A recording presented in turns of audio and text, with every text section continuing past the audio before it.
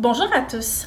Dans la capsule d'aujourd'hui, je réponds à une question qui est fréquemment posée au bureau et qui concerne la détention de propriétés immobilières et comment les transférer à ses enfants sans payer d'impôts.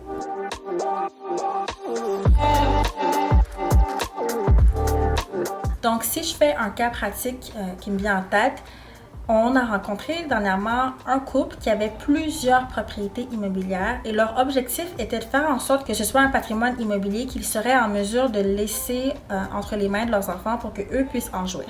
La situation actuelle est qu'ils sont propriétaires à leur nom propre de ces différentes propriétés, donc ils essaient de voir comment est-ce qu'ils peuvent leur transmettre. Une des solutions dans ce genre de cas de figure, c'est d'anticiper de transférer ces propriétés immobilières en faveur d'une société par action. Donc, on fait ce qu'on appelle un roulement fiscal. Pour plus d'informations sur ce que c'est un roulement, j'ai une capsule entièrement sur le sujet dont je vais partager le lien dans la description de sorte à ce que vous puissiez en savoir davantage. Mais concrètement, un roulement fiscal est une vente quand même, mais elle permet d'éviter un impact fiscal immédiat.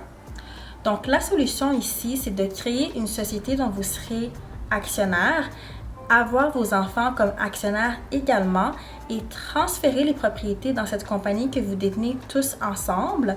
Et on va venir jouer au niveau des actions que la compagnie peut émettre pour s'assurer que vos enfants aient les bonnes actions qui, elles, vont continuer à prendre la valeur et s'assurer que de votre côté, on vient limiter votre impact fiscal le plus possible en vous attribuant des actions qui ne prennent plus de valeur.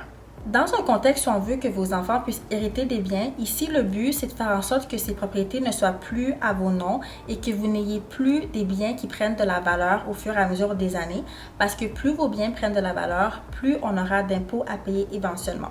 Une autre sous-question, c'est quel est le bon moment pour faire ce type de roulement?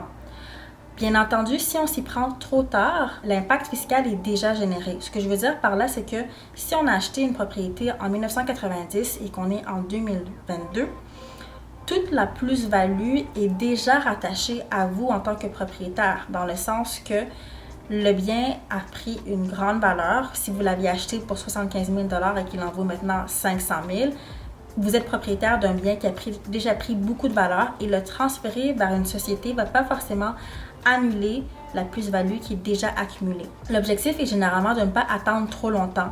Donc, si d'ailleurs on a quelques biens déjà et on sait que ceux-ci, on veut qu'ils soient éventuellement au nom de nos enfants, alors on peut assez tôt dans le processus considérer de faire un transfert vers une société par action pour éviter d'être trop tard.